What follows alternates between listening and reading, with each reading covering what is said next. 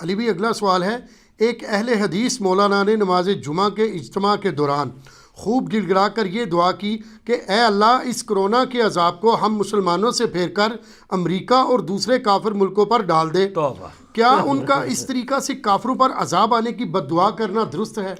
یار یہ مولانا جو آپ لوگوں کے باتیں کرتے ہیں ان سے کیوں نہیں جا کے پوچھتے؟ اتنی جرت آپ کے اندر کیوں نہیں ہے کہ آپ ان سے پوچھیں کہ حضرت یہ کس دلیل کی بنا پہ آپ نے یہ بات کی ہے؟ اتنی بڑی جرت کی ہے تو پھر میں ٹھیک کہتا ہوں کہ اللہ کا شکر ہے کہ انگریزوں کو اردو نہیں آتی اور مولویوں کو انگریزی نہیں آتی، ورنہ وہ اگر یہ آپ کی یہ باتیں سن رہے ہوں گے تو انہوں نے اسلام قبول کرنا ہے۔ دوسری طرف آپ پوری امت کو یہ بتاتے ہیں کہ وَمَا أَرْسَلْنَاكَ إِلَّا رَحْمَةً لِلْعَالَمِينَ، حقیقت بھی ہے، نبی علیہ السلام تمام جہان والوں کے لیے رحمت ہے، کافروں کے لیے بھی رحمت، مسلمانوں کے لیے بھی رحمت، جنات کے لیے بھی رحمت، درختوں کے لیے بھی رحمت، جانوروں کے لیے بھی رحمت، ہر چیز کے لیے رحمت۔ اور ایک طرف آپ کا یہ ایٹیچیوڈ ہے۔ صحیح مسلم میں حدیث ہے، بخاری میں بھی موجود ہے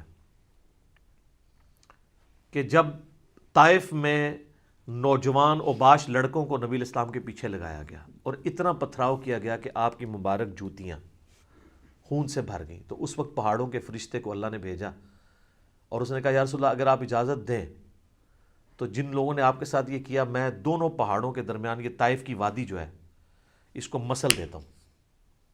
آپ علیہ السلام نے فرمایا کہ اگر ان لوگوں نے میری یہ دعوت قبول نہیں کی تو ہو سکتا ہے ان کی آنے والی نسلیں میری بات کو سمجھ لیں۔ اور پھر لوگوں نے دیکھا کہ فتح مکہ کے موقع پر بنو ثقیف بھی اسلام میں داخل ہو گیا، اور جنگ یرموک اور قادسیہ کے اندر کتنے ثقفی لوگ شامل تھے، بلکہ مسلمانوں کا کلیجہ ٹھنڈا کرنے والا مختار ثقفی قاتلین حسین کو جس نے چن چن کے قتل کیا وہ بھی بنو ثقیف سے تھا۔ جہاں حجاج ابن یوسف جیسا بدماش تھا تو ایسا شخص بھی موجود تھا۔ تو نبی علیہ السلام نے تو اپنے مخالفین کے لیے بھی جو ہے وہ دعائے رحمت کی ہے، الا یہ کہ آپ علیہ السلام کے صحابہ کے ساتھ کسی نے ظلم کیا پھر آپ نے قصاص کے طور کے اوپر ان کے ساتھ معاملات کیے ہیں، پھر تو بخاری مسلم میں آپ نے قنوت نازلہ بھی پڑھی ہے جن لوگوں نے صحابہ کرام کو ظلماً قتل کیا ہے، لیکن آپ نے کبھی جنرل کافروں کے لیے بد دعا نہیں کی، اسپیسیفک ان کافروں کے لیے۔ یہ کہہ رہے ہیں امریکہ کی طرف پھیر دو، تو سر امریکہ کی 33 کروڑ آبادی ہے، اس میں ملینز آف مسلمز ہیں، ان کے اوپر بھی پھیر دو۔ اور امریکن سنیں گے تو وہ آپ سے کیا کہیں گے، یار ان کے مسلمانوں کو ہم نے ہاسپٹلز میں ٹریٹمنٹ دے رہے ہیں جو ان کے ملکوں میں نہیں ان کو دیا جا سکتا، اور یہ ہمارے لیے کہہ رہے ہیں کہ ہمارے اوپر کرونا آ جائے۔ تو یہ بیسیکلی علماء کا انٹلیکچوئل لیول ہی کوئی نہیں ہے۔ ان لوگوں سے آپ اسی قسم کی چیزیں ایکسپیکٹ کریں، ان بیچاروں کی تعلیم اس طریقے سے ہوئی ہے، اور یہ تو آپ یہ سن رہے ہیں کہ انہوں نے کافروں کے بارے میں کہا، یہ ایک دوسرے فرقوں کے بارے میں بھی یہی بدوائیں کرتے ہیں جی۔ ایک کہتے ہیں جناب وہابی کہنے کے سنی ہوتے سٹ دے، سنی کہنے کے وہابی ہوتے سٹ دے، وہابی سنی کہنے کے شیعہ ہوتے سٹ دے، شیعہ کہنے کے سنی سٹ دے، یہ ایک دوسرے کو نہیں مانتے تھے، انہوں نے کتنے انہوں نے مننا ہے، تو نہ ان کے کہنے پہ وہ جانا ہے ادھر۔ یہ ٹھیک ہے بخاری مسلم میں حدیث ہے کہ بنی اسرائیل پہ یہ عذاب تھا طاعون، اور میری امت میں جو لوگ یعنی اللہ کے نافرمان ہیں ان کے لیے عذاب ہوگا، اور جو تابع فرمان لوگ مر جائیں گے وہ شہید لکھے جائیں گے اللہ کے حضور۔ اور یہ بھی بات درست ہے، سنن ابن ماجہ میں حدیث ہے 4091، یہ بڑی مشہور حدیث ہے کہ 4091 ہے یا 4019 ہے، دونوں میں سے ایک نمبر ہے، کہ نبی علیہ السلام فرمایا جب میری امت میں بے حیائی عام ہو جائے گی تو اللہ تعالیٰ آسمان سے طاعون اور دوسری قسم کے وبائی امراض نازل فرمائے گا لا علاج، جو تمہارے آباء و اجداد نے سنے بھی نہیں ہوں گے۔ تو ٹھیک ہے بے حیائی کے فتنے کی وجہ سے ہوگا، لیکن بے حیائی کا فتنہ صرف یورپ اور امریکہ میں تو نہیں ہے، ہمارے ملک میں نہیں ہے۔ وہ تو کافر ہو کے بے حیائی کر رہے ہیں، آپ تو مسلمان ہو کے یہ سارے کام کر رہے ہیں، تو یہ چیزیں بھی ہیں۔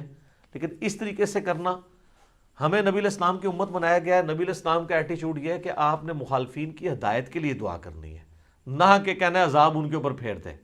اے وہی ہے جناب، یا اللہ دشمن دی توپہ کیڑے پا دے توپوں میں کیڑے تو نہیں ڈلتے۔ سلطنت عثمانیہ بھی اسی طریقے سے ٹوٹی ہے نا، یہ تو دعائیں کرتے رہے نا، اور اس وقت کے علماء نے فتوے دیے کہ جی یہ اس میں جو گولا استعمال ہوتا ہے، اس میں فلاں کی چربی استعمال ہوتی ہے، انہوں نے لیٹسٹ اسلحہ مینیج نہیں کیا، حالانکہ سپر پاور تھی، 3 بر اعظموں میں پھیلی ہوئی تھی، یہ امریکہ یورپ تو کچھ بھی نہیں تھا سلطنت عثمانیہ کے مقابلے پہ، لیکن دیکھیں انہوں نے 30 سے زیادہ ٹکڑے کیے اس کے. ٹھیک ہے, وہ جو اب ہم کہہ رہے ہیں کہ 2023 میں پابندیاں اٹھنے والی ہیں, لیکن وہ اب 30 ملک جڑیں گے تو نہیں, جب تک وہ ملک ایگری نہیں کریں گے وہ ترکی میں شامل تو نہیں ہو سکتے.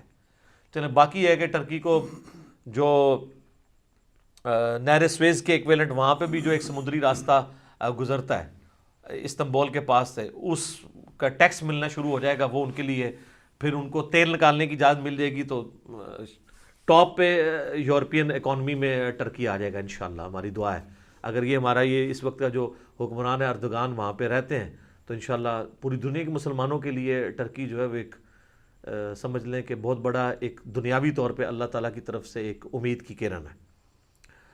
تو وہ معاملہ علیحدہ ہے, لیکن یہ جس طریقے سے علماء ٹریٹ کر رہے ہیں اس کی وجہ سے پھر جو سیکولرز کو موقع ملتا ہے وہ خوب ان کا مذاق اڑاتے ہیں. وہ کہتے ہیں نہیں دیکھ لو مولویوں کی اپروچ یہ ہے, نہ یہ کوئی دوائی بنا سکتے ہیں, نہ یہ کوئی دعا صحیح طریقے سے.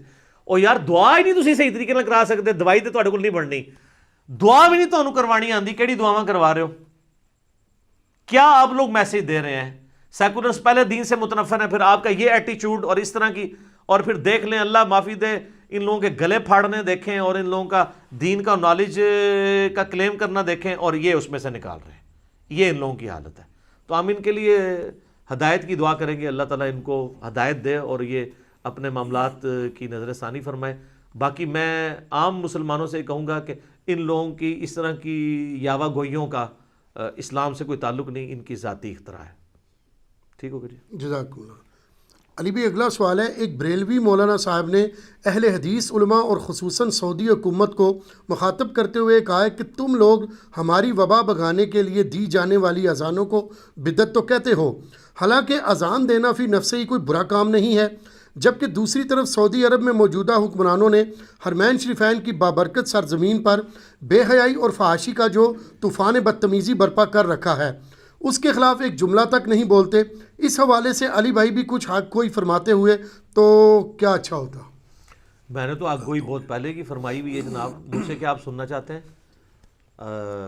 میں نے تو بہت پہلے اس کے اوپر میرا ایک یوٹیوب کے اوپر کلپ اپلوڈڈ ہے, عرب ملکوں کے اندر بت پرستی, تو میں نے تو اس کے اوپر بڑی ڈیٹیل ڈسکشن کی ہوئی ہے. ہمیں کوئی آر نہیں ہے, ہمارے تو کوئی سگا نہیں ہے, نہ کوئی ساڈا متریا ہے, ہم تو حق گوئی کی بات کرتے ہیں. یہ بات ان کی بالکل درست ہے. اس وقت جو حکمران سعودی عرب کے اوپر مسلط ہیں یہ پوری دنیا میں اسلام, مسلمانوں اور حرمین شریفین کی بدنامی کا باعث بنے ہوئے ہیں. ان کا جو ایٹیچیوڈ ہے, جس طریقے سے وہاں پہ طوفان بدتمیزی بے حیائی کا برپا کیا ہوا ہے. لیکن یہ بات بھی دیکھنے کی ہے کہ آپ اپنی غلطیوں کو جسٹیفائی کرنے کے لیے صرف دوسروں کی غلطیاں ہائی لائٹ نہیں کر سکتے.